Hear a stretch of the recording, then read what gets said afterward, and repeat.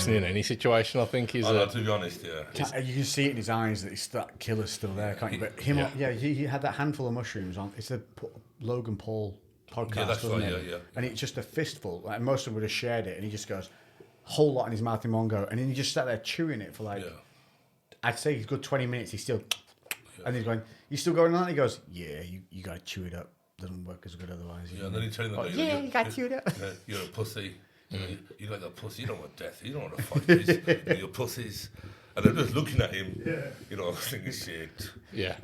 This is bad. Because Tyson's done everything from, he does DMT, psychedelics, the whole lot. He said that DMT changed his life. Yeah. Well, I saw him do the toad, and that's why I did it.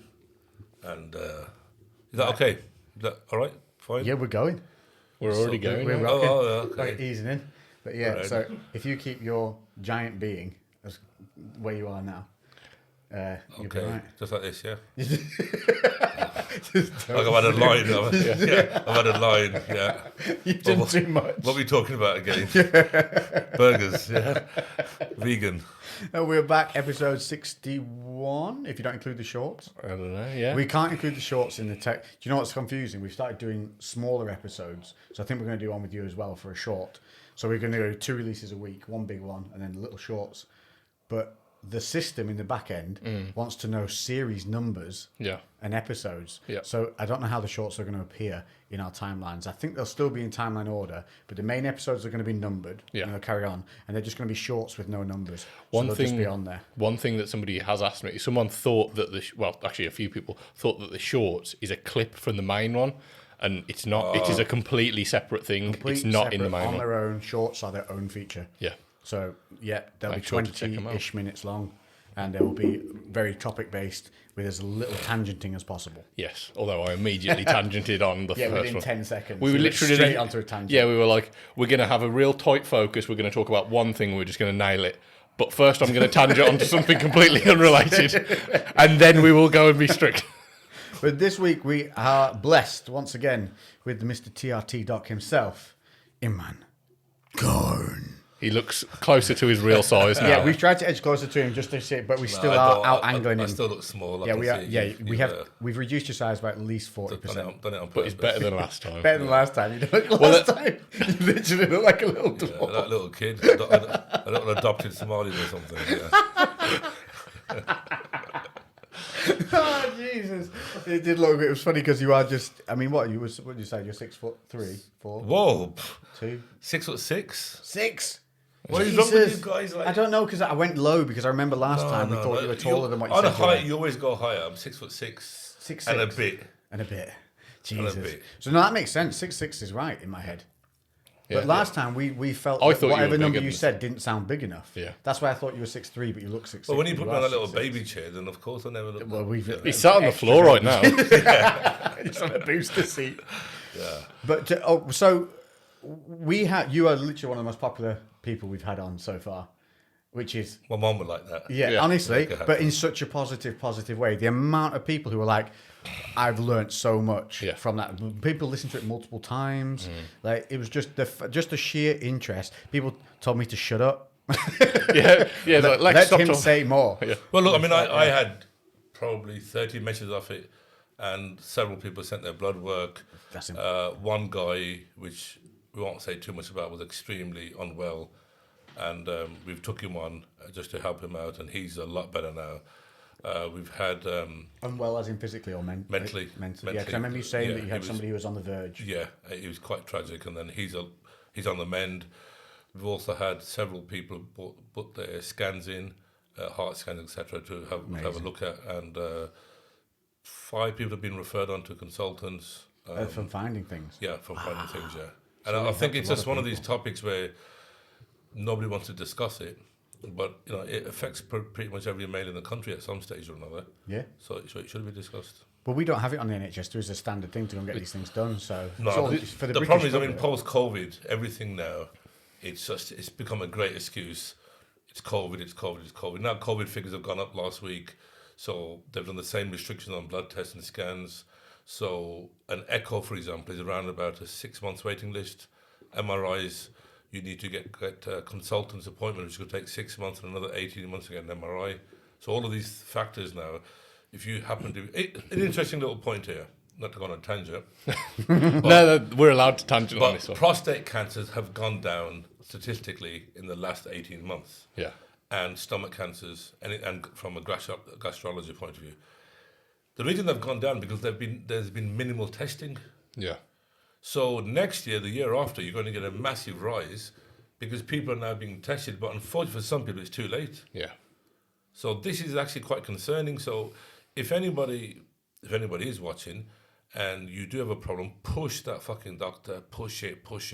Ring up every day, 8 o'clock in the morning. Do what they're saying. If they're saying ring up at 8 and get yourself tested. Because if you are having problems, unfortunately, by the time you will go through this system, it might be too late. And for the first time, I think in 30 years, prostate cancer has gone down. Absolute rubbish. It hasn't gone down. What would be the signals of signs of problems if people... Constantly going to the bathroom. Yep.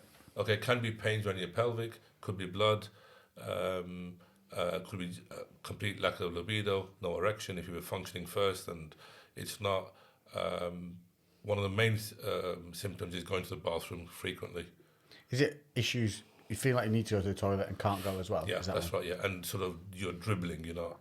Yeah. I mean, not like when you're pissed dribbling, when you're sort of just constantly just drip, and then Really? get these things checked out. If you've got any in your stools, if you've got any blood, get it checked out. Don't ignore it because there's been 2 years of minimal testing. And if it has got to a stage, it may be trouble for you. So make sure you guys get that done. Important stuff. Yeah. It is. And most blokes ignore stuff like that. I think, go away. Yeah. I mean, blokes ignore pretty much everything. Yeah, we're not the best. Yeah. But I think that the fact that we do create these avenues for people to talk is really important. And like you said, you had a guy come, I know you personally told me this on the side, that when it happened, very, very low, suicidal kind of mentality That's to him. right, yeah. And you had bad hormones. He had bad hormones. He was taking a lot of antidepressant tablets, a lot of anti-inflammatories, which were lowering the hormones more. Slowly took him off those. Just 2 or 3 weeks into it, called up, I feel fantastic. And Just then, 2 to 3 weeks. Yeah, and then he shared a bit too much. I had an erection. I'd done my missus last night. I mean, I really pounded her, which was going a bit far for me. But I was thinking of you the whole time, Doc. right, if that made him happy, and graphic detail. But if that made him happy, if he's happy, she's happy. Yeah, exactly. Well, there's a lot to be said though as well. Like we joke about it, but if they've not been able to for a real long time, that's a fucking big deal, right? Joking aside, if you're in a relationship and it's not happening, it's not happening. Yeah. And most relationships will fail on that. Mm-hmm. And, Well, we spoke about this literally just before the podcast as well, because we're talking about me taking Finasteride, and one of the most common side effects is it can affect people's libido. Libido, yeah. And I made the joke of just like, well, as of now, unfortunately, I haven't had any effects because I've got very high libido. And Finasteride's anti-hair loss. Yeah, it's something that stops. People who might not know what it is. Yes. What was the name of it on the market? What was it known as? It is Finasteride. No, that's the brand. There's another name that it came with that everyone knows. It was a brand. No, it doesn't matter. No, I don't know what you're on about. I'm sure Finasteride American is the brand. That it was Finasteride. You're right. But they call it has a name and everybody knows it for male hair loss. No, too scientific. It's literally like a. Oh, what's it bloody called? I'll tell you now. You'll find it. There was another one with Propecia. Propecia, yeah, that's is it the one people Propecia? know it as, Because then there's Proscar, which is yeah. the Propecia. one for non-prostatic hyperplasia, isn't it? Proscar. Proscar. Yeah, so Proscar and Propecia, they're the two ones that it was mainly known as. But it's the same. They're both the same thing. But it's just a different dose, isn't it? You get 0.25, 0.5, and 1 mg. It should always be started on a gradual dose. Because Proscar is like 5 milligrams, though, isn't it? Yeah. That's for the prostate, though. That's right, yeah. And it reduces the conversion of DHT, and most people will be fine on it. Mm-hmm. But when you have 1 in 15 will have a problem. So it's rare, but it's not uncommon. Mm-hmm. And then 1 in 100 will have a real problem. Yeah. What's a real problem? Like you're not going to get an erection. Oh, but that's reversible, yeah? If they stop taking it. It is, you've got to take it, but then your whole body's function has to balance back to normal, which if you're in a certain bracket where you had borderline testosterone anyway. Yeah. And, remember one chemical reaction, it's like, as I said before, it's a cake. when you add this and something else happens, you have to add a multitude of things to get it going. So it's not always that straightforward. One thing I was unsure exactly how it happens, but without as much testosterone converting to DHT, in theory, shouldn't your testosterone then be a little bit higher because there's more circulating testosterone? Yeah, your testosterone will go higher, then also your estrogen can get higher. Yeah. And it all starts messing things up. Right, okay. Well, anyway, so what we were saying is that I've started taking, I started in January on 0.25 milligrams. So that's at the moment, I'm literally quartering my 1 milligram tablets. Unfortunately, had absolutely no effects. And I made the joke of like, because I've got quite a high libido, I was like, I wouldn't mind if it like was a little bit calmed down. And you were like, oh, fuck no, you'd never want that. But like, I've never really, I suppose you hear kind of the shit end of the stick for a lot of people, but like I can't really picture it. Like, is there a difference? Like, this is something I'm actually unsure of. Is there a difference between like ED, erectile dysfunction, and low libido? Is like one you want to have sex but you can't, and the other you just don't want to? I can tell you, when you're in a heavy diet phase, like show level dieting, low carbs, just everything's, your body fat's really low. You get that brain fog because your body fat's is so low. That crushes your libido. Libido is essentially the desire Yeah. to engage in sexual activities. Yeah. What I found was when it was in the crazy diet phase, it was initiation of it was the problem. Yeah. If it got initiated, it was fine. Yeah, but you it just was didn't the really thought crave of it. initiating it, and that crave was See, gone. when you're on low carbs, your SHBG drops as well. Right. Okay. Makes sense. So when people are on extremely low carb diets, the SHBG is low. So once they increase it, the feeling comes back. Having testosterone has nothing to do with libido, or a very small part of libido.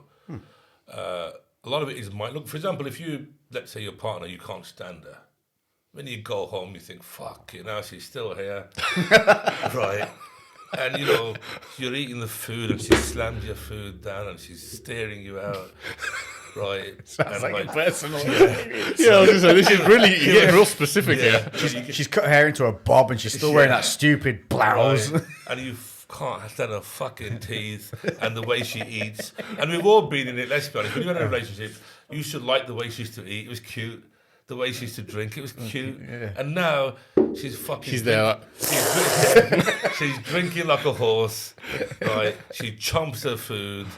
Those little cute lips now you want to like... not that you can, but... So when you go to bed, it's not going to get you charged, is it? Yeah. There's not much going to happen. Your testosterone could be great. Yeah. And then, for example, I have had people say, you know what, with my missus, mate, I can't get an erection. But when I'm outside, I'm great. Yeah. And that really is, they need to have some... That's more psychological. That's a relationship thing. So there is when you're generally happy and you're in a good mood and everything is good, everything also works well. But, libido and testosterone are two different things. Right. That's good to know. I didn't think that. I assumed... Yeah, I thought they kind of... Look, anybody's had times of hardship or relationship problems or lots of horrible issues. It's the last thing on your mind, isn't it? Yeah. It can be the last thing on your mind. But I would say if people are struggling with that, mental side of it's a big thing. So changing up routines. Mental side, changing up, habits and stuff. Building habits in the bedroom is a bad thing. Oh, yeah. It can create like shortened timelines for intimacy and all sorts of stuff because you're just going through a rigmarole. Yeah. So mix it up. Sometimes walk backwards to the bed. Sometimes headstand. Well, going with an elbow drop.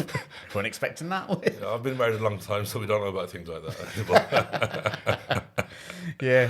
So what did we get up to before we tangented onto? We were talking about. You were on Finasteride, and you're hoping your penis was going to. Yeah. Well, we were talking about the guy calling up saying that. Oh, that was it. Yes, you've had a number of good returns. Yeah, and it's and lots of nice positive messages that they've thought. Some guys we were thinking about taking steroids, and now we realise about doses, about the whole industry. So it was generally speaking, positive. No one sent a message this, and you're talking crap. Yeah, honestly, which is good. So many people wanted you back on. Yeah, like you were the number one, straight back on, and hopefully we can. You said last time, so you wanted to cover major questions you always get asked. Yeah, and go through the responses that you normally get to them. Yeah. So prior to just starting that, I thought we had a conversation before.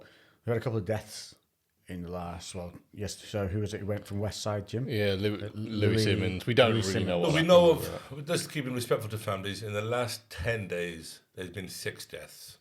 From the strongman world. Within the industry, there's been 6 Just within deaths. that. Just the Okay, fitness industry, if that's what you want. globally. Which is Again, we can put it down to being a coincidence, a freaky coincidence, or anything like this.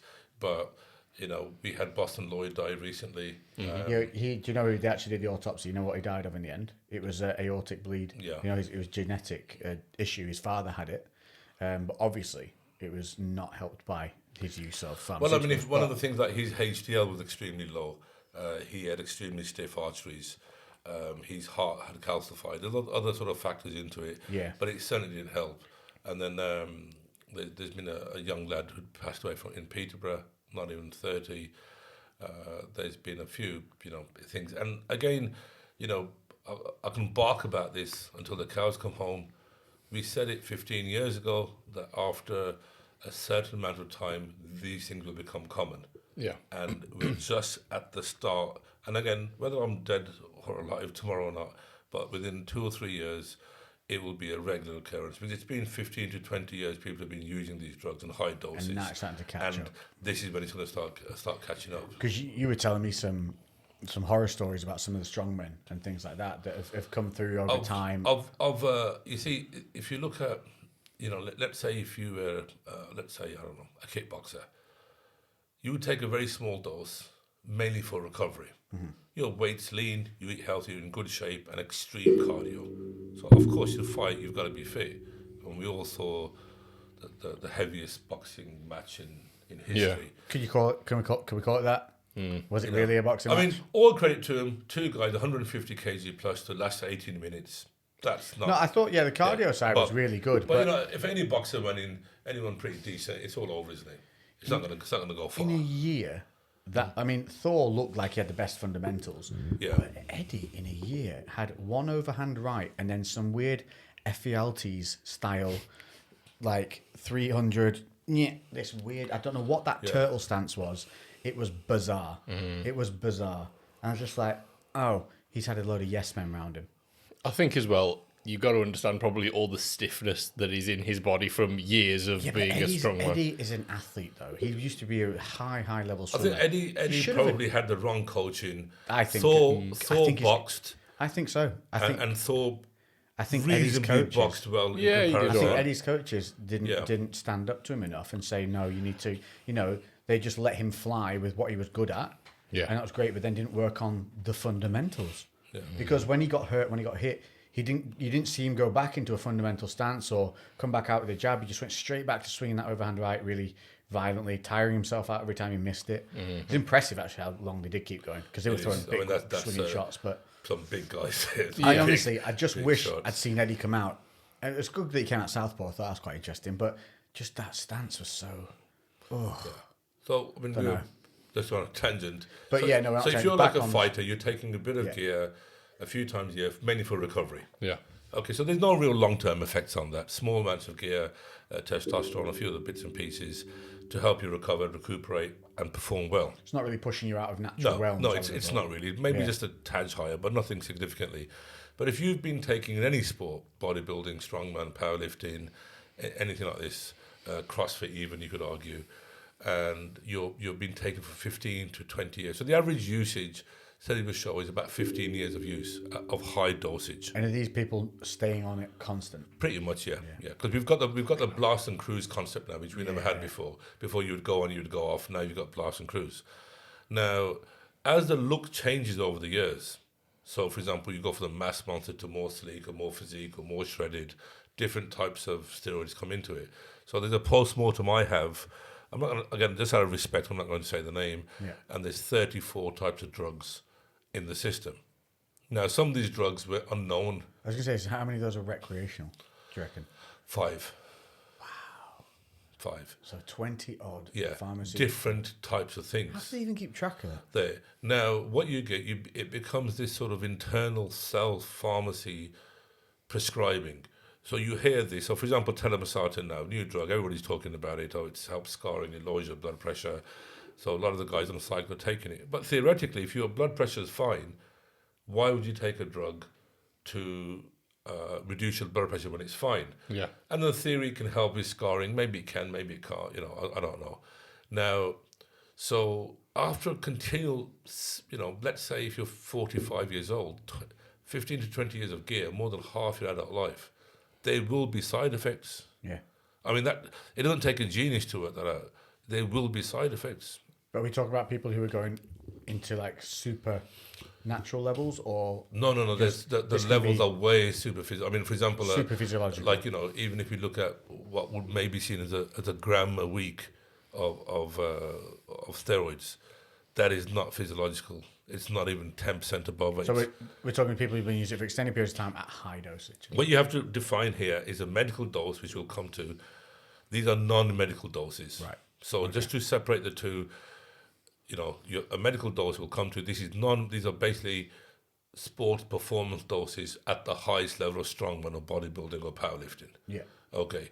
Now, some people will be genetically gifted. Mm-hmm. They respond fantastically on lower doses, but they're still high, as in compared to medical doses. So we have just to separate the two. Now, that time has come now whereby it's been 15, 20 years, and unfortunately, some people will get ill, some people will die. We only hear about the famous names who die. We don't hear about the normal guy who's passed away because he's not well known. Yeah. Nobody cares. You were saying someone went to the gym the other week. But now, if you look at, for example, Kuwait, the whole sort of the new Arab Mecca of training, there were 14 deaths in 1 year in Kuwait. India is where the whole muscle thing is coming from. Now, India bodybuilding is huge. A lot of money being put in. Fanatical over and that. Absolute fanatics. And Pakistan, I mean, they've got several pros now. Absolutely sort of everybody's after that look. Iran, the whole Iranian muscle, the Persian muscle, the Arab muscle scene. If anyone's gone to Dubai recently, and I even went, I become a Dubai wanker as well, gotta say. And you go there and you go around the fountain, everyone is walking around hench. Really? Yeah, you don't see everybody's hench. And they all come out at a certain time like vampires to walk around with the little stick things, take their pictures and whatever. Now that's this new phenomenon there. Africa, it's just like a wave of this physique look, muscular look, it's everywhere. And now when you look in all these countries, people are dying. There was one particular season in India 2 or 3 years ago where 31 people died in a comp season. None of them were pro. They were all just at local competitions. Is that diuretic use? Diuretics, yeah. That was all diuretics. But if you say something, you're a coach, you're well known in America. By the time that gets to India, it's like they're doing it in America, so the view would be they're doing it in America. Yeah. So we got to fucking do it. So, but in America, it's not as hot. You don't have 55 degrees at 7 o'clock in the morning. Yeah. And they've got air conditioning.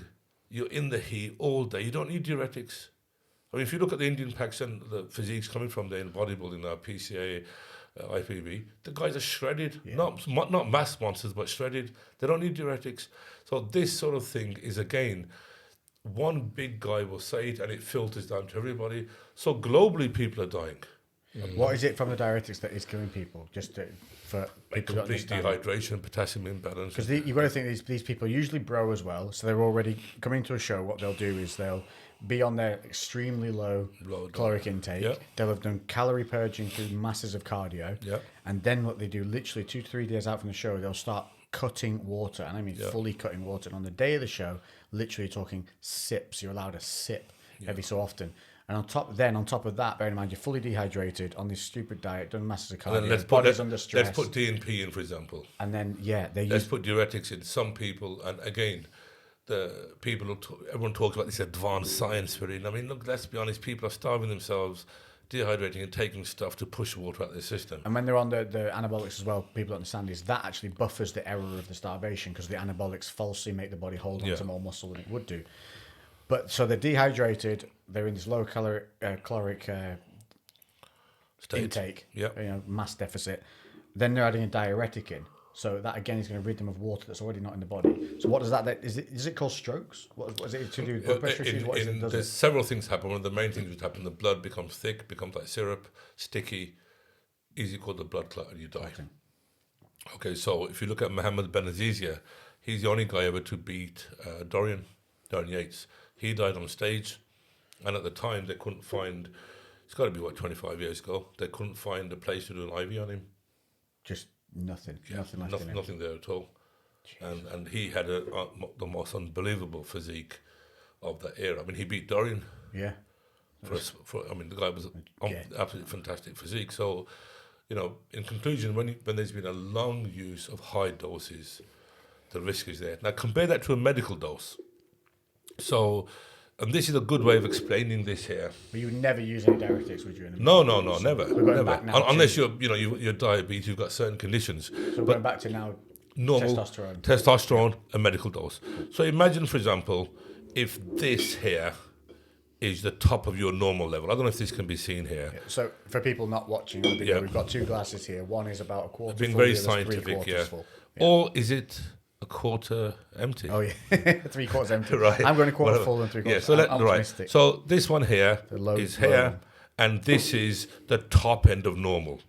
So when you're taking testosterone, I was going to pour your drink into here to demonstrate, but you roughly would be about there. So you're still under the top end, but you're not lower. You're in that middle bracket. So if you imagine, put your hands up in the air, guys. Yeah, so if you've got low testosterone, basically. So right, imagine here, so you're still within that bracket. Yeah. So before you were here, and now you're here, but you're still within that safe bracket. Yeah, so for people not watching on video, we're basically creating a low and a high boundary. And if you're at the low boundary and add in exogenous testosterone, it's only enough to keep you in an upper natural range. So you will not have any the glass is not spilling over. Absolutely. You're not going to have much side effects. You may have a bit of blood thickening. You can do a venous section, draw some blood out, but you're fine. And that's your hemocratin. Yeah, your hemocrat will get higher. Yeah. So that's a very safe physiological dose. And they've been, I mean, one of my guys, he's been on it for 41 years. Wow. Okay, and I mean, looks amazing. Generally, very healthy living. Looks fantastic. Now, he had an accident, a motocross accident. I mean, God knows, before I was even born, and it reduced his function, but he's fine. Now, so you're staying within a physiological amount. Okay, and so you're not really going to do much damage to yourself. You do your prostate checks, you do your heart echoes, etc. You're going to be fine, and fairly, you can argue even up to the end of your life, pretty much you can do it. Now, then you've got other parameters in there. Some people, for example, let's say if they're not sexually active or they're old, they've got different priorities, or they're not really interested, so they may just take 1 mil, to give you a medical dose here, 1 mil of testosterone, 250 milligrams of testosterone once every 3 weeks. That's the medical dose. Okay, so once every 21 days they take that. Other people may take 1 mil every 14 days, 250 milligrams every 14 days. Other people may get that 1 mil, but decide to take that, for example, instead of every 14 days, 0.5 mil every week, 125 milligrams. Some people may decide to do 0.3 mil every third or fourth day, which is what you guys recommend, getting close to what you guys I think if you can be bothered to, and this is because it is a nose, let's be honest. You've got a syringe every third day, you've got to jab yourself either into or subcut, and some people will microdose daily. So effectively that 1 mil is split into 21 doses, and they will microdose daily. But that's supposed to be the best way for replicating the body's natural rhythm of testosterone. It can be the best way to manage estrogen and to manage other factors. But it's not for everybody. There is no hard and fast rule for, it may work for some people. It can be a headache every day jabbing. You might get a little bump where you jab subcut. It disappears every 2 or 3 days. Imagine 365 jabs every day. You have to do it. I was looking into this. What is the risk of jabbing and jabbing and jabbing like these guys are doing in the same spot over year after year after year? It's 100% infection, abscess. I was going to say because gravity, no matter, is going to take effect, isn't it? So wherever they're jabbing, eventually it's going to be, moving down through the limbs, these carrier oils and things like that. We were told, I mean, this is like 25 years ago at university, that imagine an apple, a green apple, and you put a needle into it and you take it out. When you leave it a day, around that area, you'll see it starts rotting quicker. Mm-hmm. Yeah. So imagine if that same area is jabbed, like, for example, like Winstrol, I mean, people might be jabbing that every day. and it's being jabbed in the same spot, it's not long before you're going to get an infection or an abscess. It's not long. So a lot of the times people will say when they're jabbing the delt, they're getting a lot of bad pip. So it's painful injection. So they're jabbing it and it's painful. Oh, is that post-injection pain? Yeah. Okay. Post-injection pain. Now that's actually there's an abscess underneath because you're going through the same spot. Now you've also had cases where people have jabbed and then pus has come out. And I mean, lots of people, it's common knowledge, lots and lots of people have ended up in hospital with abscesses and cut out. yeah. Oh, remember that Greg Valentino? Can you remember that Greg Valentino? I remember that well, yeah. Syringing his own biceps. I actually met Greg in the FIBO in Germany. He's actually quite a funny guy. He is, and I said to him, "What happened?" And he said, "Man, I just couldn't help it." And I remember seeing the needle, and it's like a fucking hook, and he was like, "Oh, yeah, he and was. bent. Just like, Remember power that? in Yeah, I there. mean, he says there's one of his interviews where he drops the needle on the floor, he blows it. like Eddie Murphy with the ice cream. Yeah. Just Yeah, carries on. He just can't be bothered to do it again, and that was that sort of extreme thing. But it is not uncommon for abscesses, and a few times we've seen cellulitis. It's not uncommon. Now, what would be interesting to see, to get some stats from the hospitals, how many people have come with abscesses or infections. There is often a view, which I've got to hear, defend the bodybuilders and the steroid users. There's a view within medicine that steroid users exchange needles. Absolute rubbish. There's no data. That's heroin, guys. Yeah, Yeah. I mean, I think you're you mistaken. know, You'd have to be daft, surely. Nobody does it. It's absolute rubbish. And There'll 100% be some tithead that's done it. But Yeah, you're but talking almost. like, it's an anomaly. but It's you'll also not be the- some not the norm. tithead who's gone up and drank testosterone. Of course, yeah, there's a tip for every, Yeah, every or episode. Put it into his ear or There's a something. tip for every moment, isn't And I'm there? sure there's somebody who must have tried putting his dick. There's got Yeah. definitely. 100%. Yeah, there's got to be it. Rectal administration of a Yeah. vial of test. Yeah, yeah. He's probably read some study to do with the suppository. So Yeah. that's interesting. Yeah, what happens if I You put know, a mill up let me there? put an earbud or something and shove it up Yeah. there. Apparently, it won't damage your kidneys if you yeah, if you absorb exactly, it rectally. The best way of absorption. Christ, that But happens. they are actually talking about a testosterone implant for men, which will be a suppository.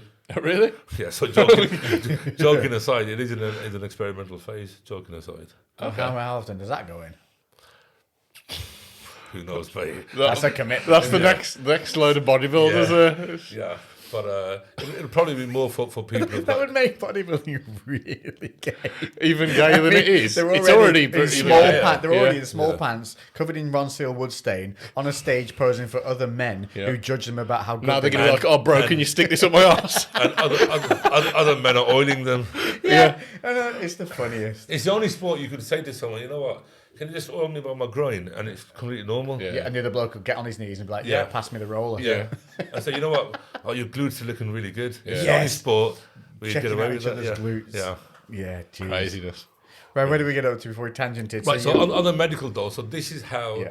So you we're on know, about the glass not spilling over on medical yeah, you've doses. got to understand that the medical dose is totally different to the medical. This is the biggest beef which we've got. The medical profession, they'll always get confused between steroids and testosterone administration medically. So when you go, look, I need testosterone, they'll ask you, do you go to the gym? Yeah, I do. Oh well, we're not going to give you steroids. That's absolute rubbish. So this is a sort of a symbol of their ignorance, which has been running on for 25, 30 years. Well, they're literally turning people down because they go to the gym. Well, yeah, Because they think that you're doing it just to get. because you want muscle, they don't understand it. And the link between depression and testosterone, there's several studies on there, on ResearchGate, peer-reviewed studies, generally not accepted by the medical profession. And I'll repeat again from last time, the biggest problem is the NHS is in a state of downsizing and reducing funds. If they were to give, I mean, in my estimate, there's probably 5 million men in the UK who could do with TRT, probably. And if the NHS was spending, let's say, 2.5, 3 grand on each person, can you imagine the cost of it? Yeah. And they're not willing to do that. They're just not willing to do that. Not for something that's not going to kill somebody. Well, it does. In fact, it can do. I mean, what we do know. If people are suicidal as well. I know, but they won't count it, will they? But what we do know, there's 70 diseases and illnesses and conditions which are caused by low testosterone. Is prostate cancer one? Prostate cancer can be one. Heart attacks can be caused by it. Yeah. LDL cholesterol, high LDL cholesterol can be caused by low testosterone. Your mental health conditions, muscle wastage, joint problems, osteoporosis, so many conditions. Yeah. Virtually, you name the condition, then testosterone going to affect it. What I've seen most from what we've done is the sheer effect it has on people's mental state. Yeah. It like literally puts you into a deep, dark hole of depression, just from something that could be But cured. look, simply. I mean, in the British system, still doesn't accept how important D3 is. So testosterone's a long way away. Jesus, yeah, vitamin D simply. They still don't. I mean, fuck testosterone. They still argue amongst the importance of D3. Yet we all know, and everybody knows, every physiologist knows, every nutritionist knows. But we saw Hancock and other people. We're not too sure, really. You know, we don't really know. And then, actually, we've changed our mind. We do know now. Well, no, actually, we don't know. So we can't. Even to this day, a doctor will normally give 1,000 to 2,000 IU. They should be giving everybody 5,000 IU. Yeah, I think the ones I got downstairs are 4,000 IU, and that's the bare minimum they suggest you take daily. Yeah, but we still have that dispute on. You still think it should be higher? 5,000 a day minimum. Do they sell 5,000? Yeah. Oh, okay. If you're ethnic minority, i.e. black this is a factor. or Asian, you should be on 10,000 a day. This is not to do with, we're better than the white people. It's just that we need more. So if any white people out there saying, this is not fair, you're giving them 10,000, I'm getting 5,000. That's why they've got more of the D. Yeah, right. So what you've got to do... That's where it comes from, direct supplementation of the D. And you can go onto our website.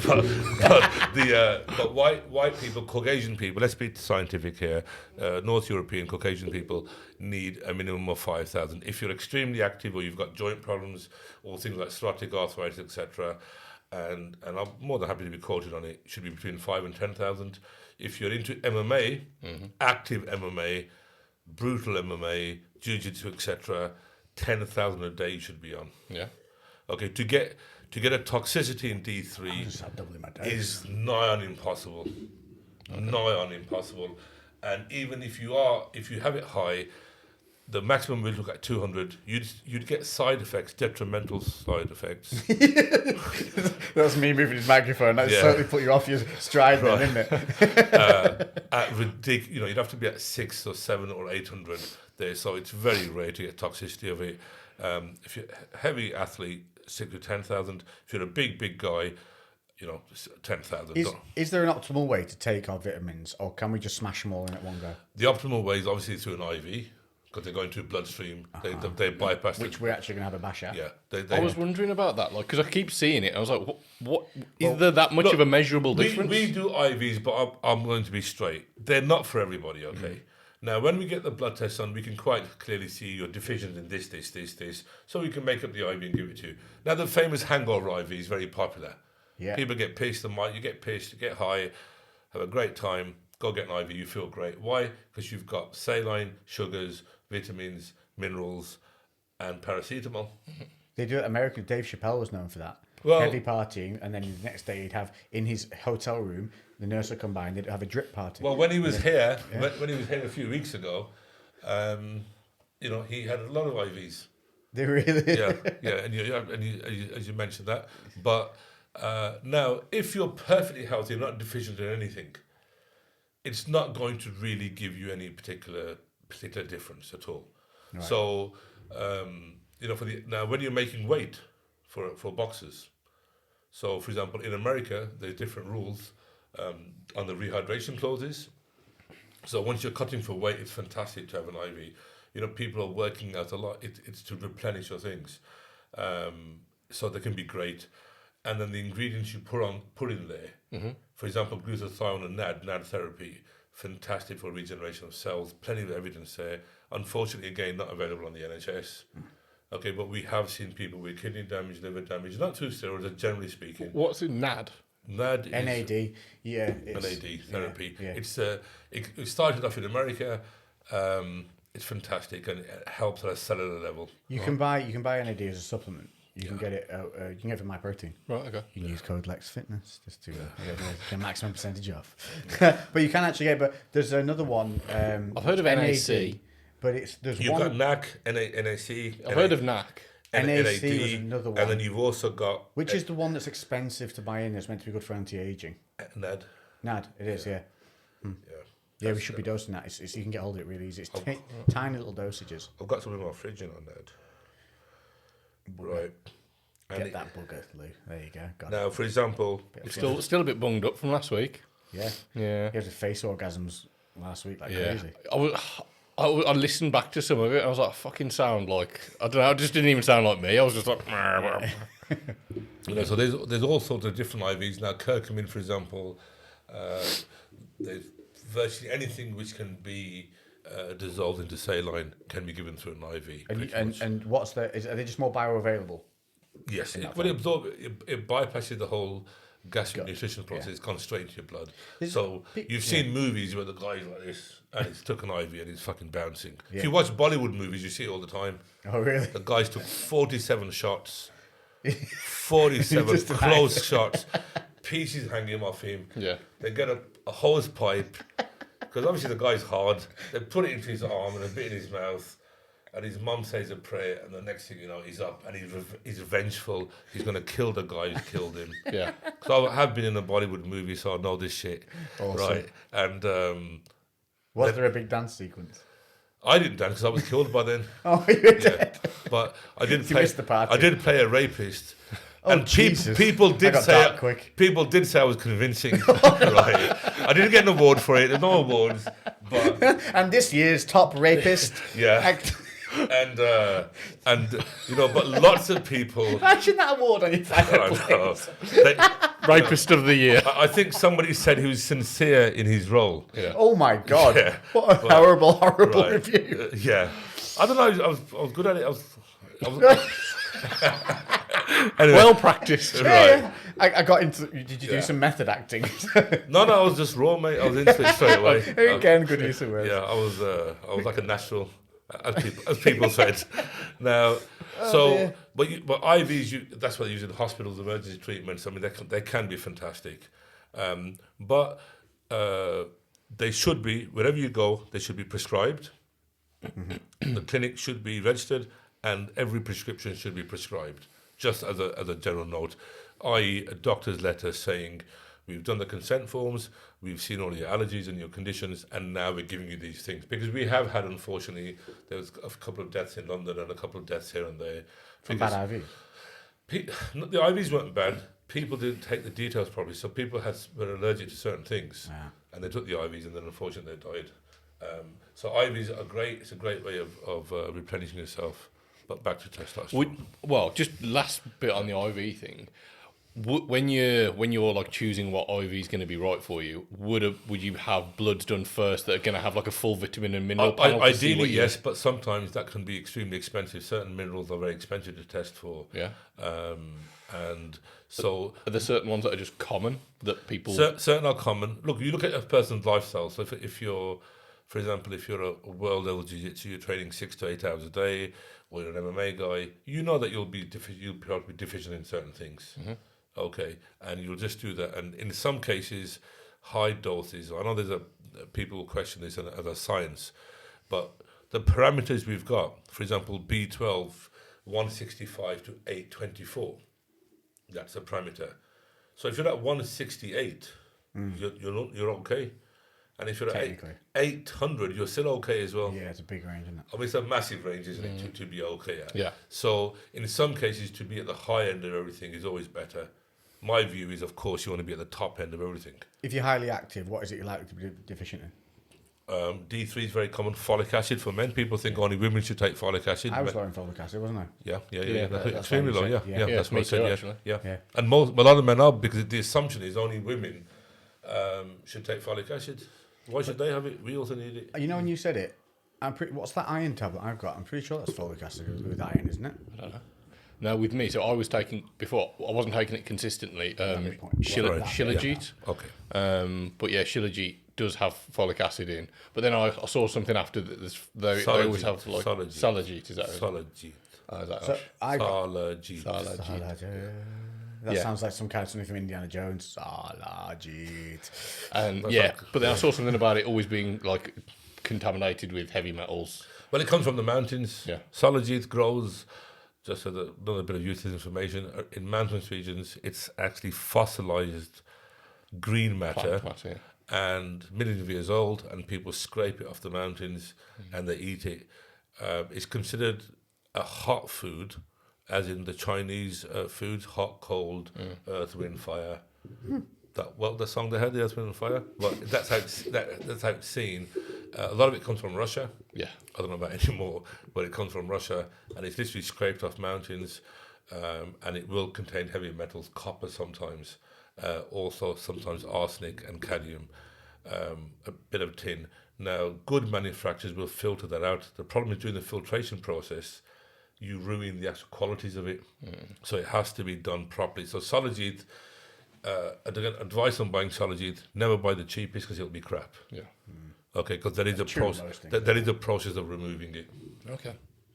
So, hang on, we tended to do that there. Back to testosterone. Well, no. Before we get that, is there an optimal way to take vitamins that we can normally buy that are capsulated or pill versions, or can we just because we just smash them all in one go, don't we? Yeah. Feel sick for about 10 minutes and then carry on. Try to avoid tea or coffee for 2 hours. Prior or post? Prior and after. Pre. I literally that's have me it and done then a the other coffee day. So if you're straight having away. it with your Have it with coffee, coffee. it's important. Now, fish oils you can have with a hot drink because they tend to burp up and they can come up. But generally, try to avoid it from anything harsh. There's one absolutely valid view: they should be taken on an empty stomach. They absorb quicker.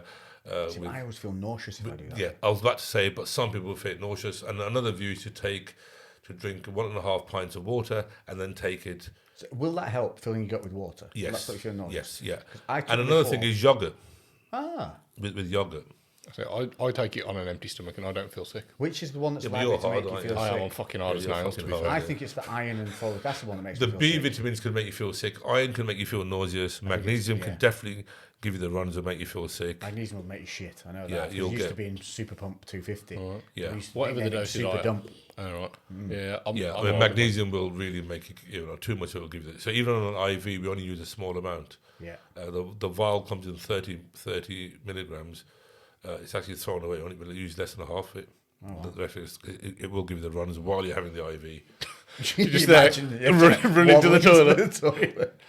So, And we're not fucking cleaning that up. You're doing that yourself.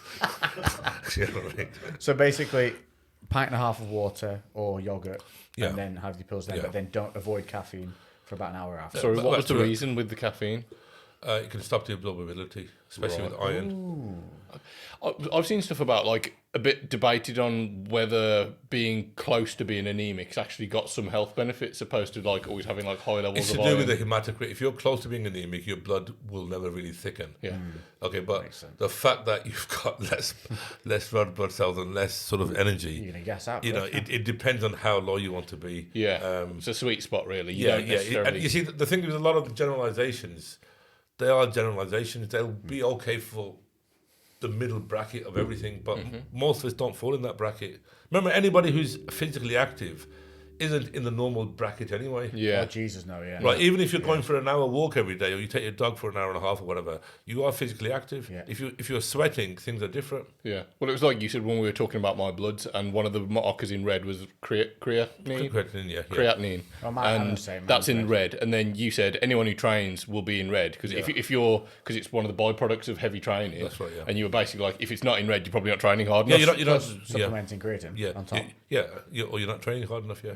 So if you said about, man, I did a squat yesterday, I nearly died, you're a liar. Yeah, yeah. You're having a doner kebab, watching TV, mate. Taking creatine. Yeah, taking creatine, yeah. It doesn't work that way. Right, so we've got covered. So we're up to medical dosage. I think did you cover pretty much all the thing about? We were just basically saying how it's so much different to super physiological. yeah, housing. that's right, yeah. So doctors in some Or we got up situations to not prescribing they're it if they went to the actively gym. if they find out you lift, they're actively not giving you Yeah. testosterone because they think that it's just an excuse to Now, the build some argument muscle for or- that, for the people watching and listening, if your GP says this, your response is this. Fuck off. No, because then he'll just, fuck off should be the response and a slap. But what you respond to that is, look, because I train, I know my own body, and therefore I know how I recover, and I'm not recovering well, and I'm feeling tired, and my libido's down, and I want a test, please.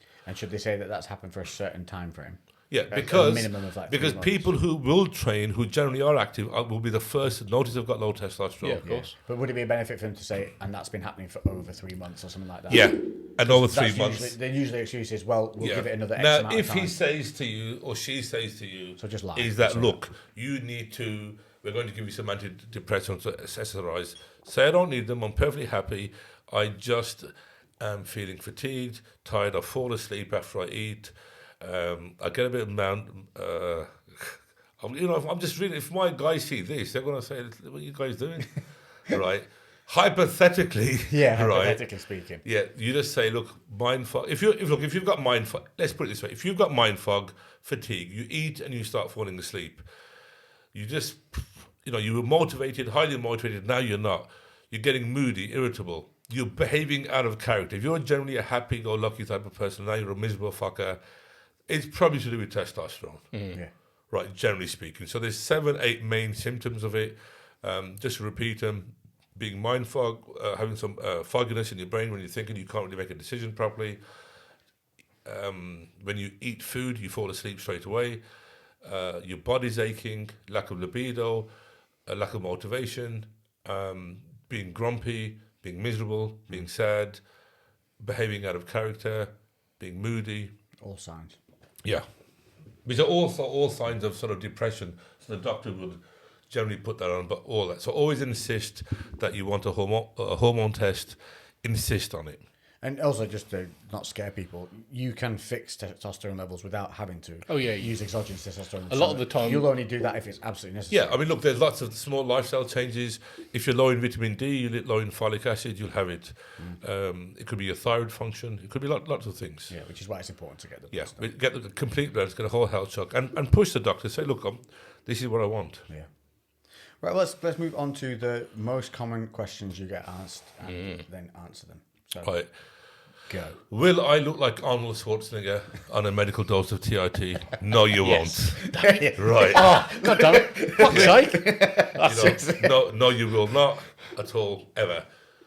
I don't want to be big, but you got no fucking chance. It's not going to happen. I want to be...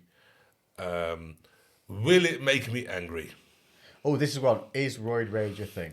Roid rage is a thing, but it's like this. If you're a dickhead, and now you're bigger and you're stronger, you become a bigger dickhead. Yeah, ego plus dysmorphia, narcissism, the whole isms which go with it, okay? If you're a very pleasant, nice guy, and lots of bodybuilders are wonderful guys and powerlifters, they're like big, friendly, 6'8", 150 kg giant, gentle giants, they're lovely guys. Okay, but if you're a knob, you're going to become a bigger knob. This is true. Okay, and certain drugs will make you a bigger knob than a normal knob. Yeah.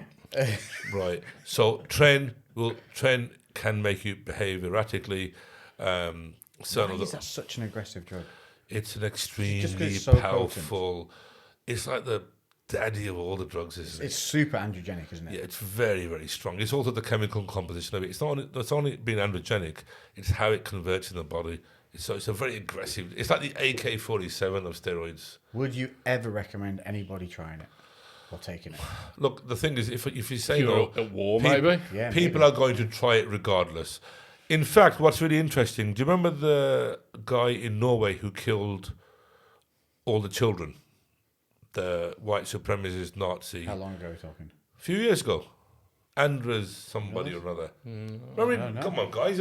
He went onto that little island and he shot all the kids. Right, yeah. It rings a bell with the island. Yeah. Yeah. And he shot all the kids. And he shot all the white kids. Remember? Now, he wrote... Holiday Island. It was some little island off Norway. Now, he basically wrote a manifesto. And in that manifesto, which is in a study of mine, he said that people should take tren and test to give them anger and to give them feelings of being isolated. This is all anecdotal stuff, but like more plates, more dates. He has all these like tren horror stories, and it seems to be like a real repeat thing with tren that people feel paranoia about like their partners cheating on them, and it's like a really weird and quite specific, but it repeats this very similar kind of aggressive behaviour. Anders Breivik, he'd killed 77 and he injured 319. Has it got a picture of him? Yeah, he's a Is it a youngish? he's a youngy Nazi-looking sort of guy, to be honest. Was he Yeah, jacked? no, he's quite a thin white guy with a shaved head. Yeah. I know who you mean. He was a young kid and he shot people in the streets, didn't he? Right, so that was in I remember in this. 2011. Yeah. This happened. He literally shoot people in the Right. streets. Yeah. And he was full wacko. He was given the Norwegian far-right mass murderer. Yeah. It was the biggest massacre ever in the history. 77 people and 317 injured. And he went up and now he wrote in a manifesto that people should take tren and they should take test and high dose tren. He'd recommended 600 tren E. So guys, if you're reading his manifesto, don't listen to what the guy's saying. I mean, you don't kill kids and you don't take 600 tren either. He was young as well, wasn't he? He's a very young guy. Yeah. I mean, there's, you know, Obviously mentally remember unstable that now. before. Like, people that take tren aren't just going to turn well, into see, him. in court, he defended himself and he gave a massive speech as to why he did what he did. Yeah. But that's like a side issue altogether. But one of the reasons he cited was that it made you were quite happy being on your own with tren. You like weed can also cause isolation. You can smoke weed. You're not bothered about anybody thinking, oh, you come from work, smoke weed, you're quite happy. Tren can have a very similar thing, but it does change behaviour. And tren is known to have permanent neurological effects and degeneration. It is known for that. So long-term use of it. Yeah, I saw that about more like cognitive Dissonance. decline. Yeah. Well, I mean, the whole industry has cognitive dissonance, Yeah. but that's another topic for another thing. But you see, so if you are a prat and you are aggressive and you were that kid where sand got kicked in your face and now you've grown big and you want to give it the large, then yeah, you'll be a bigger dickhead. And we see all of these guys in the gym all the time. You know, it's very common. Everyone sees them. But if you're a normal guy, a nice guy, on a physiological medical dose, you won't get roid rage at all. It's impossible. It's not going to happen. I've known guys who are fully like super physiological and still the loveliest guys. Yeah, absolutely, yeah. Like honestly, the easiest people to talk to Yeah. ever. It made no difference to them. But then other guys who were already moody went on it, literally became intolerable. Well, you've got to look here at the underlying conditions somebody had previously. Well, we've talked about all the mental aspects of Yeah. it from being low, so Yeah. it's going to be equally the same if it's high. Yeah, If so you've yeah. got mental issues prior, it's going to exacerbate Well, them. I think part of it, obviously, the low testosterone, people lack drive, people lack focus, they lack kind of any kind of sexual desire, all these other things. So then when it's pushed to the extreme, that's aggression. That's, which probably... See, also what you've got is different personality disorders in the gym. The industry doesn't want to talk about it. There's a lot of people who've got, to have a mindset to inject yourself with huge amounts, copious amounts of drugs, made in somebody's bathtub, made illegally. The reality is you have to have a certain mindset to do it. The same as some people will never take cocaine in their entire life, other people will. Yeah. Then you've got the addictive personality disorders and other things, and shyness comes into it. I mean, some of these massive guys are actually quite shy. The physique gives them gives them that look. Also, the thing with the girls, if you think they look great, and there is a study somewhere, and again, I'm not quoting from it as such. It's just an example. There's a study shown of all the people who were abusive to their partners. Of all the drugs they were taking, tren was one of them. And the nickname in America is known as the wife beater. So on different We've forums. got Stella for that. Yeah. So, Injecting Stella. Yeah. IV. So the end sort of thing is that it won't affect most people. Some people will have it.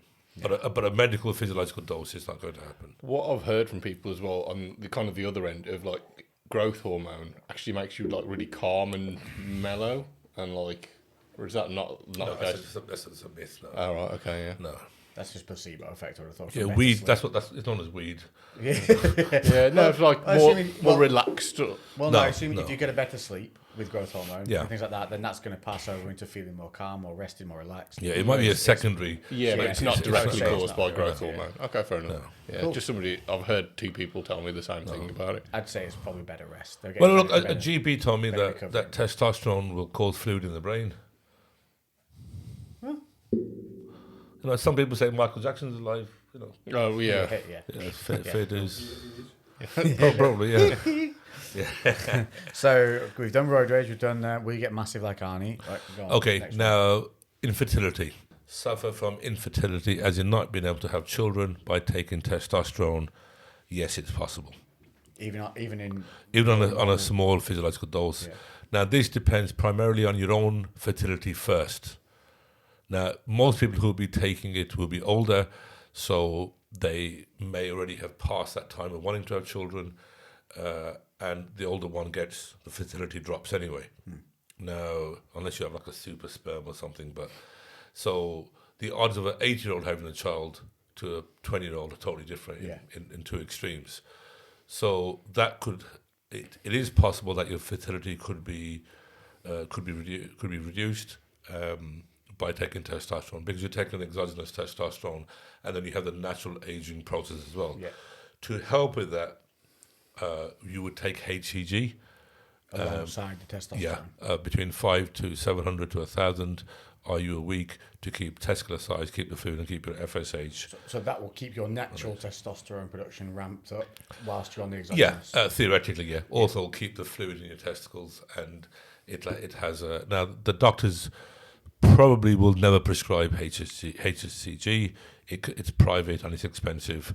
It's very rare for a doctor to prescribe that on the National Health Service. I've never heard of anyone prescribing at the NHS. In theory, is that like from a training and energy level point of view? Does that mean that potentially you could get away with a lower dose because your natural testosterone, say you had like 600, whatever it is, nanograms per deciliter, or nanomoles, whatever it is. I know it's because all 600 grams I want it. All the channels I watch are American, so it's all. No, you see, if we take out, trying to just butt in rudely, take out your issue of training altogether. Yeah. Let's just look at a normal person.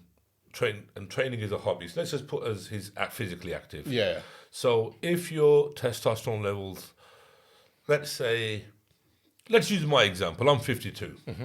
Okay. Obviously, I'm not as strong as I was when I was 30. Okay. So and my levels are not what they were when they were 30. Mm-hmm. Okay. So nothing is what it was like when I was 30. Unfortunately, that's just the way it is. That's natural aging. Now, if I was to take a physiological dose of test, my levels will probably hit at what they were when they were 30. Okay. Yeah. Mm-hmm. It's not going to go. Now, the fact that obviously, as you know, I'm a genetic freak and I'm hench, and that's just me. But you know, a normal person, you're just going to get to what you were before. Yeah. Not any higher or any lower. So when people say, "Look, I feel like I did when I was 30," that's great. That's what you should be feeling like. Now, if you then the HCGs. So in my case, for example, again, guy at 50, most guys aren't bothered about fertility at that age. Mm-hmm. Okay, so they won't be bothered with HCG. But if you was 40, you may be, or you'd met a new partner, you may well be, and then it's better on a safety precaution to take HCG with it. Again, to keep testicular size, keep the fluid, and it can help with ejaculation and the amount of ejaculate you have. Now, long-term use, for example, if you've abused steroids for a long time, and by abuse, just for the sake of argument, before everybody says, yeah, well, you're talking about abuse, is that you've took more than 1 mil every 2 weeks, for the sake of argument. Mm-hmm. So you've took the Deca, the trainers, the orals, etc., and your fertility is low anyway. Mm-hmm. And if you go into now a medical dose of testosterone, your fertility isn't still going to come back, it's still low. Yeah. So you then have to do an intervention to bring that back. So you'd have to come off testosterone. Yeah, Clomid, menopause, HCG, HMG, high dose vitamin E. You'd have to go onto a protocol to try to bring it back. If it doesn't generally come back within 4 to 6 months, the probability it may not. So that's a good sign for our friend Danny, who his sperm count went over doubled just by stopping having the hot baths. We talked about with him. Yeah. So he was able to get to a level where he. Well, was able I'm to going freeze to it. read you a report out someone of someone. I'm not going to put his name in but he won't mind. Yeah, you don't need a name. No, he won't mind anyway. But what's his name now? And what's this a report on? There's a report between 4 months of This is trying to get fertility back. HCG, yeah. So we've got HCG. So HCG is the gonadotropin, is it? What's it called? Yeah. Yeah. I stutter, so I might struggle pronouncing it. Yeah. So basically, it gets the testicles functioning back on a higher level. In theory, it helps us get back to our natural testosterone production from the testicular area. So what I was kind of getting at before is if you were taking HCG when you were taking testosterone as well, because your natural, because normally you take testosterone, so your balls shut down, so then your natural production kind of drops off completely. So then you're only getting what you're injecting. If you're taking HCG, you're getting what you're taking plus your natural on top. Does it give you a little bit more? It all depends what's free testosterone at the end of the day, doesn't it? So if it's still bound, it won't make a bit of difference. Right. But also, is it mainly just to keep your spuds working, basically? About producing sperm, rather than the testosterone for muscles. Yeah, okay. That and also aesthetics. Like some guys might aesthetics of the scrotum. Yeah, pretty much because it's genetically dependent on whether guys suffer from ball shrinkage. Right. So some people apparently suffer really badly. My balls always get in the way. So I wouldn't mind now, them getting small. I genuinely wouldn't. If they're just like, see, I don't have cow bull bollocks. Yeah, no, my thighs are thick as well, though. So like, there's nowhere for my balls. This is getting very homoerotic. His balls are bruised from being squished between his little toddler legs constantly. They're just swollen. Well, my thighs touch from basically the knee up. So your balls are just constantly like, oh Jesus Christ, bro. Yeah, if every time your legs part, you say this. So yeah, I genuinely, if my balls got way smaller, that'd probably be way more practical. This is Lou's excuse for doing TRT. Yeah, but practically, my balls need to be smaller. Yeah, they get in the way. Not coming, guys. Right. Hey, it makes your dick look bigger though. It's all about angles. I sort of have a career. I know it's on the way down. Right. Now this particular guy, born in 1979. Okay, the first sample done, been on gear for the best part of 20 years. Oh, wow. Okay. Did he look like he'd been on gear for 20 years? Yeah, it looked awesome. Oh, okay, cool. At least that's the thing. Yeah, it looked phenomenal. Well, if you're going to do it, at least look fucking good. But met a partner, things have changed. Yep. Also lost his contract, etc. So, things are over. Now, on the first the semen analysis and blood test he had, so we're looking at the volume to be greater than 1.5 mil. He produced 0.2 mil on his ejaculate. Yeah. So you literally in a cup. Little bit Well, of this dust was more. came out. This would be more like. This wouldn't even been a cup. It would have been like not even a little. This would have been a tea, like little one of those little sugars. Them like little kids have them little tea sets. Yeah, it would have been less than that. Well, we were on about the little things to dose caffeine powder. Yeah. One of them. So without mocking this guy, because he's watching it, it wasn't even a spit worth. Like, it was pointless. Right. That must be annoying. Yeah. Yeah, go. And the pH should be above 7.2. He was at 4. Again, interesting. The concentration should be greater than 15. Concentration was 3.2. What does that mean, concentration? The thickness of it, without getting What, like viscosity? Yeah, viscosity. Yeah. Okay. And then you've got different other things. How do they test it? Right. They just pour it. Also, the morphology was wrong, and the vitality should be above 58. It was 0. What's vitality? I think it's living just the sperm's moving around. Oh, they're literally or living. So his sperm were just like chilling. How active they were. Now, 6 months later. And this is from treatment with HCG, HMG, vitamin What's E, HMG? clomid. It's menopause, medically known as menopause. What does that do? Okay, one of them will affect the FSH, one of them will affect the LH, is to get the Leydig cell stimulated, the Stokoli cell stimulated, and get some fluid and kickstart your system in. So are these all injectables? All subcut. Sub-Q. And 100 clomid a day. Now, where this guy was very lucky, in his playing career, he had very, very good medical coverage, and the club paid for all of this. So this is heavy. This is £20,000 of treatment. This is okay. Now, after after that particular time, the volume had gone to 3.5, which is like, a lot better than before. What was the scale it was supposed to be? It's 0.2 before. What was it? What was the actual normal? 1.5 minimum. Oh wow! So he's well in there. Yeah. Right. Now the pH Dropping was 8, loads, which is good. The concentration should be greater than 15. He was at 14. Huh? Okay, and all the factors gone. But what's interesting, the vitality was 94. And what was it? 0. 0 before. What's the scale? Greater than 58. Oh wow! Now, what's happening that time? What was that time frame? 6 months. Okay. Now, still unfortunately, no pregnancy. Okay, but he's on the road. He's on the road to being. Well, it can be notoriously hard for some people just anyway. Yeah, anyway, but I mean, I think he'll be fine now, and just have to keep on hammering. Yeah. What happens when it stops? Well, the thing is, you see, what happens with menopause? Interestingly, after 4 months of active use, if it's not going to work in 4 months, the odds are it's not going to. Is that the expensive part of the treatment? It's menopause. Look, on prescription, everything's expensive. That's why people will buy it from underground sources, etc. It's all expensive, and then regular blood tests. How legitimate would you think underground sources are for things like that?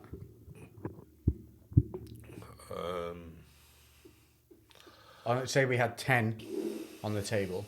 Out of that 10, one would be worth it. Probably one would be worth it. What will the rest of them be then? Just shit. Could be anything, couldn't it? Right. We don't know. I mean, how do you know? I don't know. How would you just trust in the they are the brand? Lancaster University has done some testing, and I think it was a 10% were real or close to real. And that was from just getting it from people within gyms randomly and stuff buying like them. that. Yeah. Crazy.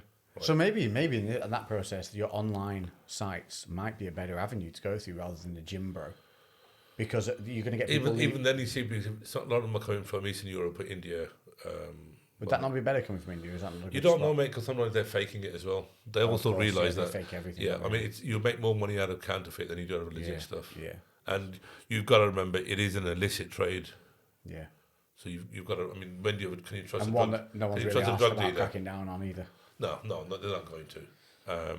But you've got options like Cyprus is cheap, Turkey is extremely cheap for fertility treatment.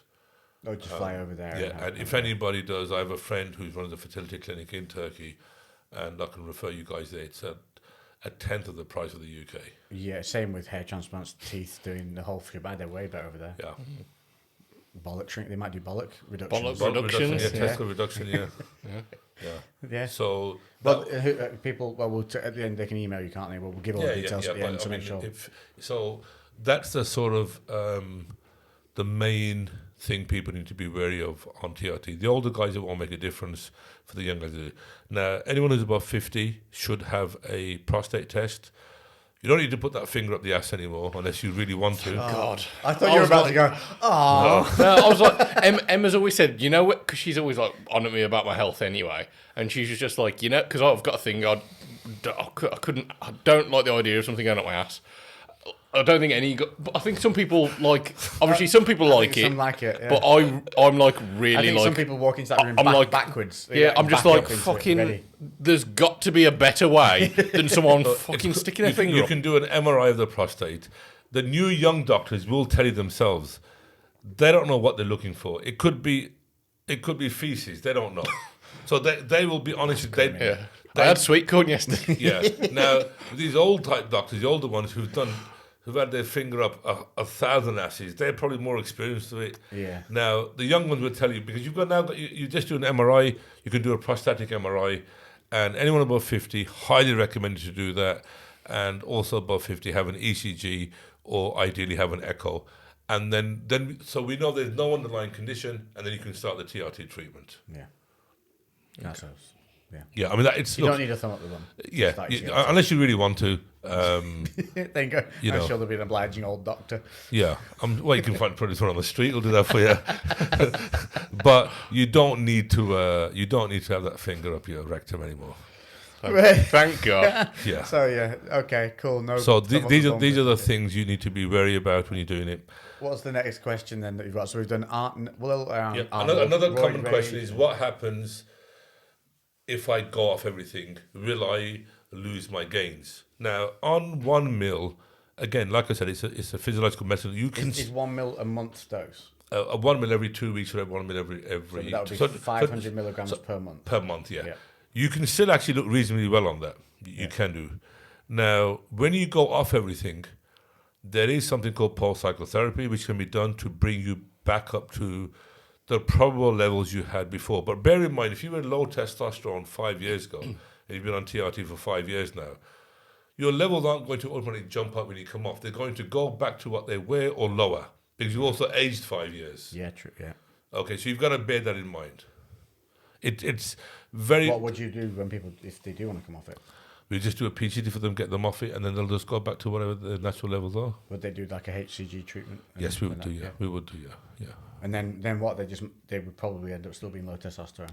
Yeah, they will do, yeah. But some people, look, they, you know, let's say if they've broken up with their partner, or they've got a new hobby of gardening, or they're not fussed anymore, or whatever, or financially the cost restraints of it, or... No, but I mean, look, some people sometimes change. They think, you know what, fuck this, man. I'm going to grow this bodybuilding They're shit. just called out all gardeners. Yeah. I'm going to grow cucumbers and shove them up on my ass in the doctor's finger. Just tidying up his lawn, just going, oh. You know, like little bicep flexing. I'm still jacked just because I do my gardening. Yeah, I mean, just because you're gardeners doesn't mean that there's anything wrong with gardening or keeping pigeons or anything like that. There's nothing wrong with Tyson that. kept pigeons. Yeah, so, you know, it's people just sometimes think, look, I've had enough of it. I just can't. They actually get sick of jabbing, to be honest. Yeah, I bet. It's like when you've been, I mean, I said again, I've met people 20 years have been taking a TRT in their 60s now, and they just something just get sick of it. Yeah. There's no pill alternative for people. You couldn't do like an Anavar. Restanodol used to be a drug which was available, oral, but extremely expensive. Yeah. It's only made by Glaxo now. It's extremely expensive. Gels are a good option, and gels have good question, sir. Gels, you put a dab basically, and you put it in your inner thigh. How effective are they? It can be very effective, but it can be a real pain in the ass. Yeah. In the sense that you might have to dab 5 times a day. It can rub off on your partner. Yeah. So remember, if it's inducing, yeah, absolutely. You know, some people get skin problems with it. Some people don't find it so effective. And if I put it on my face, would it help me get a better beard? No. There was a state. Now I don't know if this is urban legend or not, but there was a bodybuilder who was using who's super physiological already, but there was also using gels on top, which was they used to do back in the day, old school apparently. It was quite common. Yeah. But they had a kid, and this kid started to show signs of puberty at like 2 years old, and they took him to doctors and worked it out. Anyway, traced it back, found out he'd been rubbing the gel on himself, then rolling around with the kid playing with him, just, you know, on the baby mat. And then the kid was all day on the baby mat with this gel, was basically absorbing the tea from his father having it rubbed off his skin onto the baby mat. Yeah. So the baby was getting jacked. But there's been countless cases. Is that... It's absolutely could be possible. Yeah, I genuinely heard that. Yeah. It's a legit thing. And when I heard it, it wasn't like, you know, ghost story. It was told as if it was. No. I mean, it's because there was years ago there was a product which was made for females to take, and they were taking it, and their children, their daughters, they were starting puberty extremely early, 5, 6, 7. You know, actually having periods at that age, and it was due to the product that the mothers were taking. What effect would that have on the kids? Was that a negative impact on endocrine development and stuff? It would definitely be negative, yeah. There wouldn't be anything positive about that. Inducing puberty, I don't think it'd be a good idea. There is a thing, isn't there, where really small, like literally babies can like go into puberty like just as a random, but like a genetic abnormality. They tend to die quite a lot earlier. Oh, do they? Yeah. So they're aging much quicker. Yeah. Do you remember little Hercules? That kid. Yeah. And he found out his dad was dosing his protein shakes. D-ball, wasn't it? Yeah. Was it D-ball? Is that what it was? Yeah. Because he became like a mini Tarzan or something in a TV show and stuff. Well, I've had a guy who's brought his son in. He's 14 years old, and the kid's like, all right, mate. Fuck, he's 14. Has anybody got a fag, mate? What have you been giving him? And he's telling me the kid benches 160. How old is he? 14.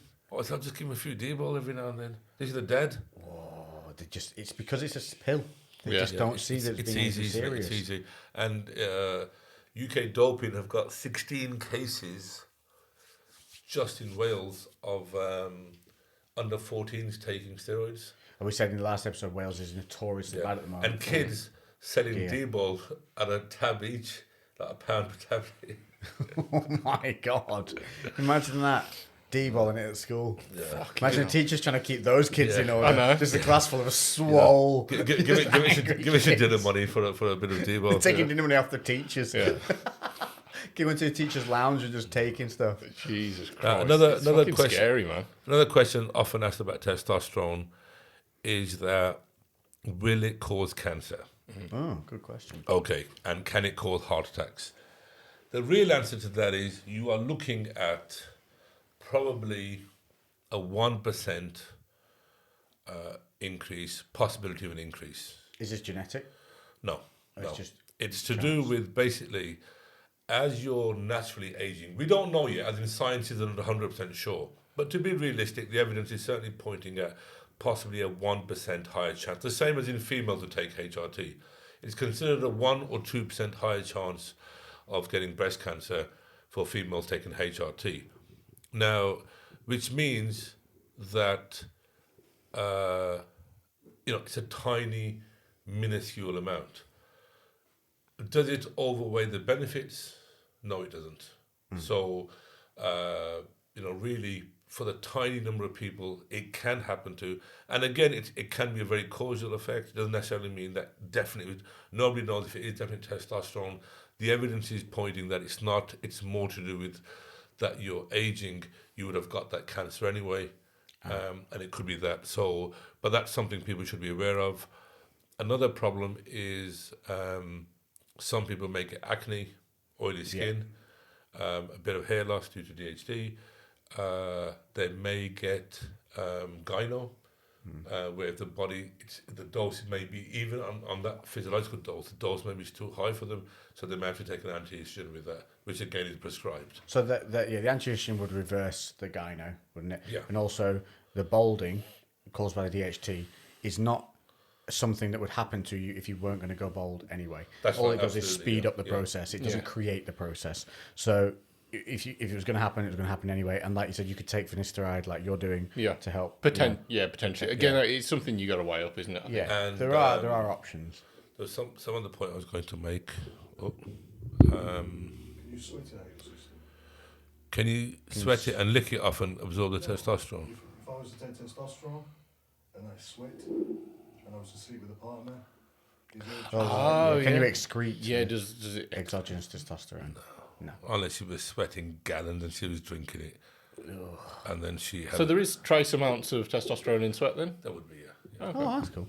Well, there'd be trace amounts of Do everything. you know what one thing? But I it would would say? be extremely... So you'd be able to analyse a male and a female sweat and be able to... I assume you could. I've never done it, of course, because why would you? But Murder mystery. yeah, I'm sure there probably would be. Yeah, I'm sure there would. I remember my sweat smelling. So if we wring out all of the sweaty... And drink it.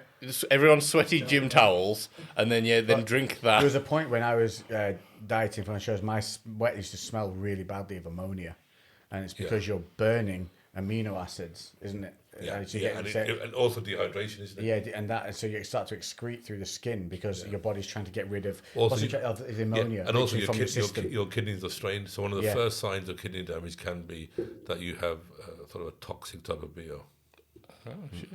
See, this was literally sweat coming. It wouldn't smell on me directly, but it was in the sweat on the clothes the next day. Yeah. You could really smell it, and it was. But it's when you're burning. I think it's when you're burning amino acids, isn't it? Is that what it is? Because it's the ammonia, the NH4 coming from the amino acids. Yeah, something like that. Yeah, I think so. Yeah, it was weird. I just hydrated more and it went away. Oh, I'm notorious for not drinking enough water. Well, it usually would happen if you're dehydrated. Yeah, or if you've got a very, very high protein diet, which I did have. That's right, so my body was burning amino acids instead of glucose. And that's why I think I was getting it. If you look at the blood urea would be higher. Yeah, it probably would have. I would have tested, but that would have been why. But yeah, that's a weird thing that can happen. But it doesn't mean you're dying, just in case that is. Because some people can start protein shakes and they're starting smashing 4 scoops a day. So they're doing 2 scoops in one shake, 2 scoops in another.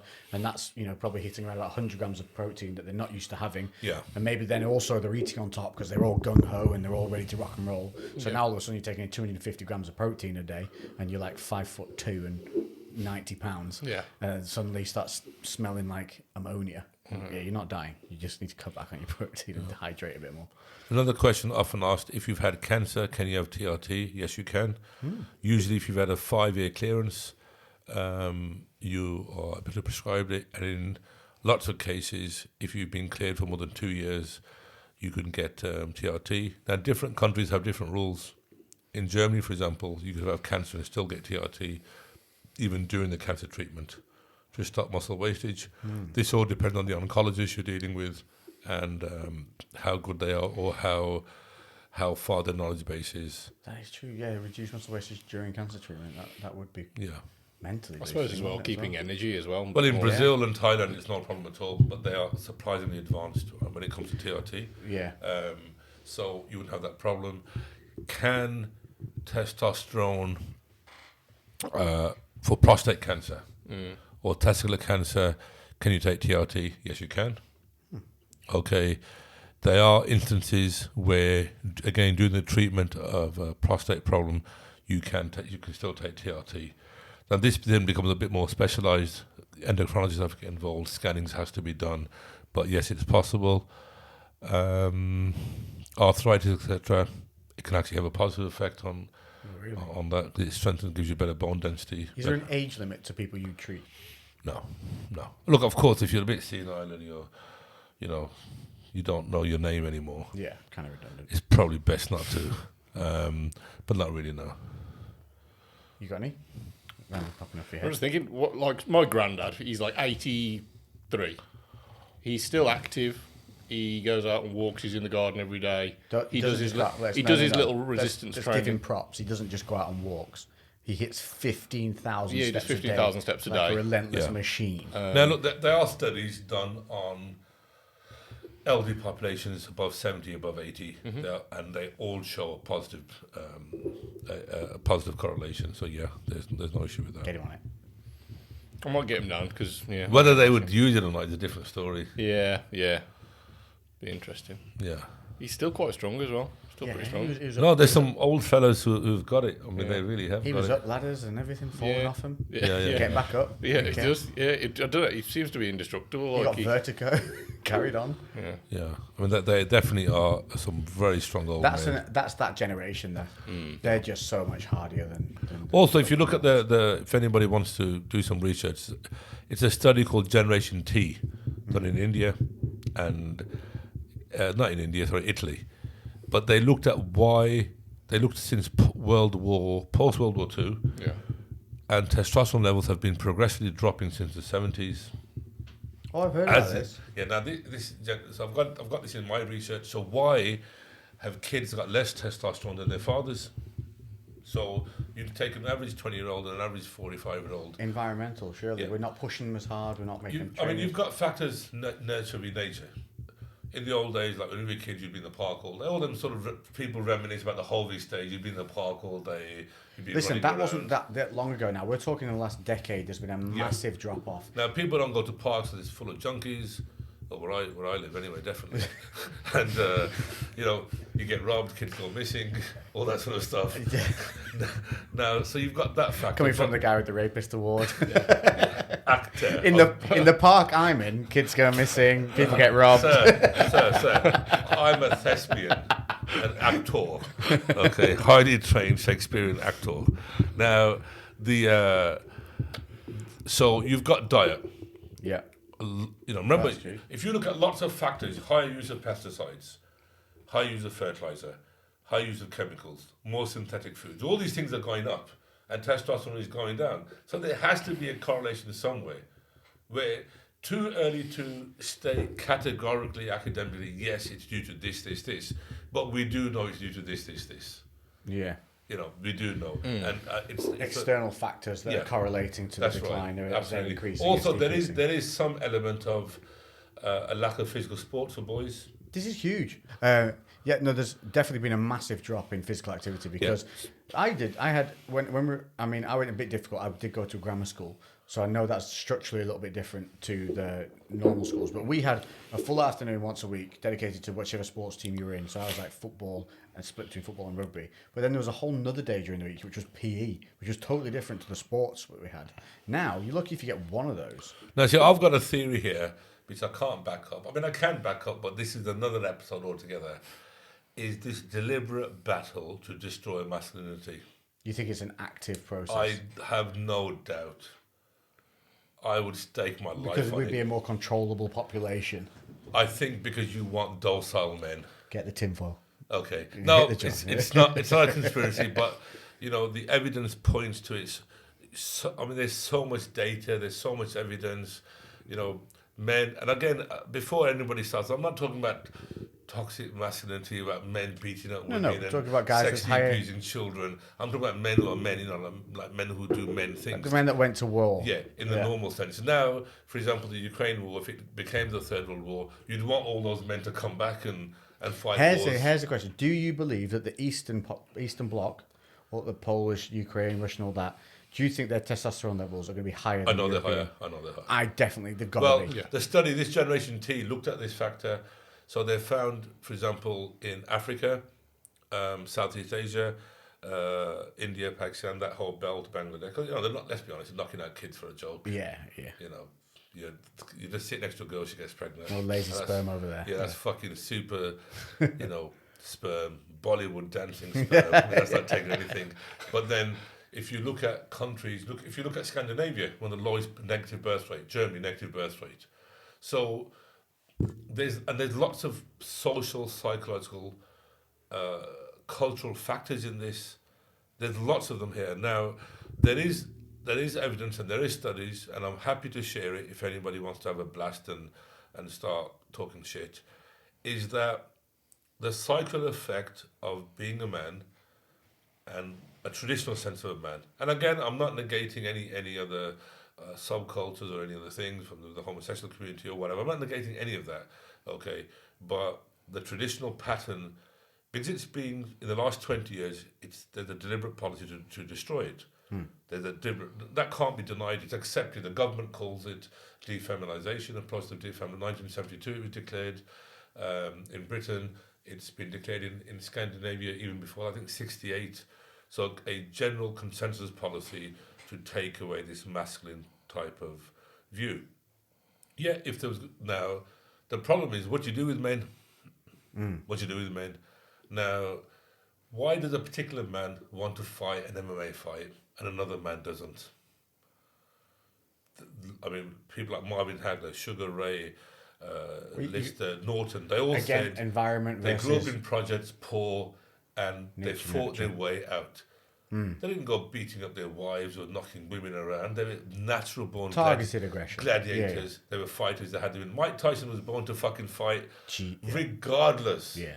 If you put him onto an island of vegans, pacifists, daisy-loving, sunflower planting, gardeners, He's murdering. he's going to kill them. Yeah. If And he he's wasn't gonna- in a ring, he would have killed somebody. And You'd have got the gardeners to grow some mushrooms first. yeah. Yeah. He would have made them his bitch, wouldn't he? You Yeah, know he would that. have been king of that island. They'd have had to keep feeding him mushrooms sunflowers. endlessly to keep him So, sedated. there is that thing that people are, where or naturally it's innate for men to be men. Now, like rugby, there's many schools who don't play rugby anymore because they don't want the physical contact. Many schools. We've had a case in our gym in kickboxing where several mothers, no, we don't want my son to be hit, no sparring. We've got a CT. This guy's CT, is it? Yeah. Well, that's why we don't know Or just sparring. general. No, we don't know sparring. He can practice, but no one can hit him. Or my son can hit someone else, but he can't be hit back.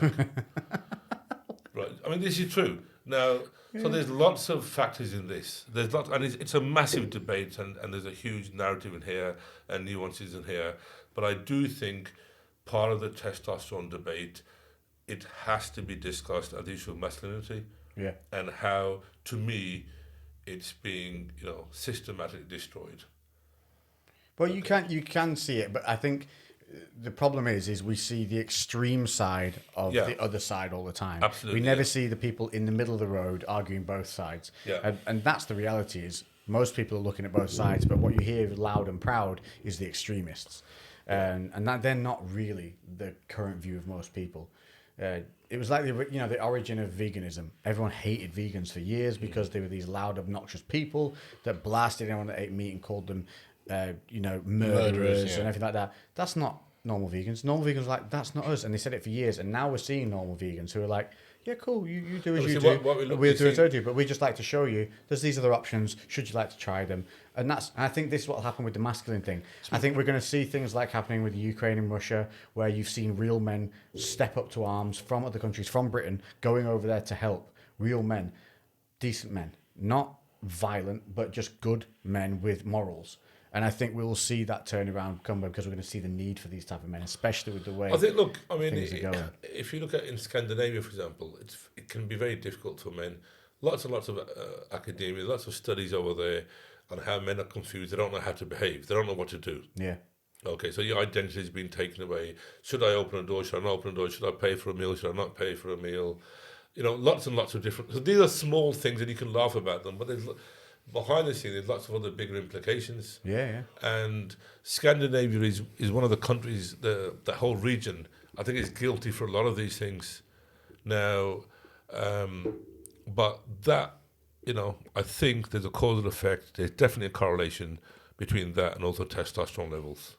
Well, I think we'll also see the feminine side coming through more for balance because you're getting more and more female fighters coming through now. Especially in the MMA world. Really getting a strong backing from other women now watching what they can do, which is then giving them the ability to come into these, more masculine areas of life and realize, we can come here and it's not this place we thought it was. But then throughout history, you had female fighters. Yeah. It's just something went wrong, I don't know, between the 20s or... Yeah, it was around that time. Yeah, something went wrong and then... I think... Well, I think it's from plays and movies that started coming out, wasn't Yeah. it? So women were very depicted as these beautiful, soft and gentle. Yeah, I mean, you had warriors all throughout history. But we're seeing that this is why you're getting what you're getting now, what you're talking about, social media. Yeah. It's causality of that. So, I think that... Now, for example, one of the things I never understand this, and this is all due respect to those people I'm going to mention now, but many times we've had the men saying their partners won't let them go into TRT. And that's lack of education in the field, though. I don't know. They think it's a drug. They think it's something aggressive. They think of bodybuilding. I don't know. It's a steroid. I don't know, mate. I don't know. I could be quite nasty here and say something. But you think it's just where the fuck is it anything to do with them? Well, see, my argument would be unless she's getting born by someone else, right? Yeah. Which I don't want to say, but I've said it. No, but I didn't mean to say it in that sense. Did you actually find out that had happened when someone was trying to be held back? Well, the guys told me. The guys have told me themselves more than once. Yeah. Now, but I don't. What has that? No man would say to his partner, "You can't have HRT." No. Yeah. Because I like you, miserable, stroppy, angry, moody, crying. I really love that, darling. I can't wait to get home to see a miserable cow. I love it. Right. No one's going to say that. There's nothing I like more than a random cry. Absolutely. And smashing of plates and being accused of having an affair because I went to work. Right. Now, so why would any woman say to a guy, you can't have it? And this is... deal with the same, Yeah, I don't get that. Yeah. I really don't get that. There is that negative stigma attached to testosterone. No, but I'm not talking. I'm talking about women who are well read, smart, intelligent, and they've read the evidence. Now. Yeah, okay. It's just that she didn't want him to have it. I don't know. There's a submissive. Wants a submissive control. Man. Yeah. But then also, some people. Were they in shape? That's another thing. Because they're going to think, well, he's going to start shaping up, getting better. That's a factor. That's a factor with people just going to the gym. Sometimes you'll see a couple, both of them out of shape, and then one of them is so fucking sick of being miserable, unhappy with how they look, hurting, and they want to do something and change their life, and their partner's actually actively trying to stop them yeah. because That's so their common. own insecurity means that they're afraid they're going to lose Big their one with partner the because they women. look better, they feel better, and they're like they feel the pressure on them to be like, well, I can't be asked to do all that stuff, so then they're just going to move away from me, and they can't be happy for someone else. So between girls, they're the worst. I mean, a girl gets into the gym more than like a group. Say the rest of the group don't. I've seen this on multiple occasions, and one girl will really take to it, enjoys it, loves it, starts to really shape up, and the other girls will start to say things like, why are you doing training so much? It's not normal. It's not normal. Let's use this terminology. You're not normal. And then they'll, instead of saying, obviously they get leaner and they start to look, more shapely in their face and stuff like that. And they'll say, "Oh, you're looking a bit gaunt. You sure you're not doing too much?" And they start. It's all these backhanded comments. But you get this so also common. within couples as well, where the guy's looking, or the girl looks great, she trains, and the guy doesn't. There's lots of interpersonal things. Where women are looking too masculine because they've got a little bit of muscle or a little bit of definition. That's another one. Yeah. It's only when they start growing a beard it gets a problem. Well, one of our clients, so she randomly got a message on her social media. I can't remember the exact words of it. It was some random guy was just like, "Would you be offended if I told you that your arms are more manly than mine?" or something like that. And I was just like, "What the fuck? Yeah, what the fuck's this?" And the thing is, but see, this is my point. See, those sort of dickhead men, to be honest, and those fool men, the stupid guys, they make it bad for everybody else. Yeah. Right, because that's obviously a guy who's We wouldn't send that dumb shit, no, so they don't hear from us ever. Never. What? Yeah. So there is this these guys and this gym culture, which can be sometimes toxic, and it can be quite a negative culture and a bullying culture. It can be. Anybody who denies that it's rubbish. it can be. Yeah, it can be. And but at the same time, the females can be also guilty of it as well. So So ladies, listen, if your friends are saying you're not normal, it's weird that you watch your food and that you're starting to look a bit gaunt, keep fucking going because you're looking amazing and doing really well, and they're just really fucking unless jealous. you've got anorexia, then eat a bit more. No, but they're eating. They're already doing. Eating's good. We're discounting that. So you keep fucking plugging away. Yeah. And make some better friends. Yeah, they're just jealous. Yeah. Should we have a look and see if we've got any questions? Should we do the questions as a separate? Should we wrap it up and then that can be the show? Yeah. Okay. Yeah. Yeah, because we got through a lot today. Yeah, this is going to be a long one. Is this going to be a 2? We are at an hour and 40. Okay. So a decent time. Like. Yeah, I think we need to do the questions just as a... I'm not even a cigarette. You mean a carrot and some broccoli? Absolutely, yeah. You need a carrot and broccoli snack. With vegan cheese. Actually, we did have vegan burgers. Oh, yeah, before we had this, we had a bit of a man time, actually. We made a barbecue. Yeah. We had a fire pit. Yeah. And then we ate the barbecue. And then still smelled like fire pit. Yeah. And then I came and did this. Vegan burger. There's a man shit we killed. We just didn't have cigars this week. Yeah. Hunted a wild vegan... I think we bring back the cigars next week. a vegan cow. I want you guys to come down to ours because I'll get a sheep and we'll spit it. Yeah. Like when it's dead, of course. I was going to say, Right. hang on, That sounds bad. is the sheep live when we get there? And this is a bonding experience. It'll be slaughtered in a humane way, and then we can put it on a spit, and then we can have a chat around a Where would fire. the spit be? You got one at home? Yeah. Hell yeah. Hell yeah. So listen, Got bring the a sheep at cigars. home as well. We'll bring the cigars. just in your living room. Kids just currently stroking It's it. going to be like them typical Asians. He's got a sheep in his back garden. He's going to kill it, put it in the bin. Right, no, we're not. It's going to be proper, okay? Yeah. Oh, thank you so much for joining us again, sir. It's been an absolute freaking pleasure. Where can people get hold of you if they need to? TransformNow.co.uk, and if it's anything personal, you can message these guys and they'll forward the message on if it's like something personal. Yeah, very we'll individual. do that. Yeah, if you can't find it, so transform.co.uk. It's just the same on Instagram. You can find there. Honestly, we've been down to see these guys, and I've heard so many. They help so many people. So don't be afraid to reach out. There's nothing too stupid to ask. There's nothing too ashamed to talk about. That they've honestly, whatever you think's bad, they've seen worse and helped. And if you're a bit offended by what you've said, have some tests. You'll all feel. You'll be right, guys. Thank you very much. Absolute pleasure, sir. We'll crack on this other bit, and we'll. I hope you've enjoyed that again, and let us know. We'll do the questions. We're going to do your questions in the short, now. So you're going to get that one on Thursday. Yeah, we're going to do this every Thursday. So you got your big episode on Monday, which is this one. You've now got the episode with the questions with Imran will be on the Thursday, which is known as the shorts, and this is how we're going to structure each week now. So thank you all for joining us. And remember, if you've had a good week last week, bring it all forward. Anything that was shit, that was bad, leave it in the week gone. and let's keep our eyes moving forward. Summer's on the way. Amen. The clocks are fucking changing. The skies are bluer. The weather's better. Get some fresh air in your lungs. The earth under your feet, and have a good fucking week. We'll catch you in the next one. Amen. Toodle pip.